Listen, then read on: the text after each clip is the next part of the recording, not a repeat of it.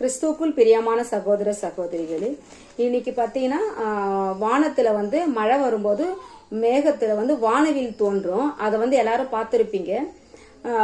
அந்த வானவிலை பற்றி நம்ம வேதத்திலயும் இருக்கு அப்படின்னு சொல்லிட்டு நம்ம படிப்போம். நிறைய கிறிஸ்தவர்களுக்கு தெரியும், நிறைய பேருக்கு தெரியாது சில விஷயங்கள். அதனால நம்ம வேதமும் உலக சம்பவங்களும் ஒன்னோட ஒன்று ஒற்று போகுது அப்படின்னு சொல்லிட்டு நம்ம புரிந்து கொள்வோம்.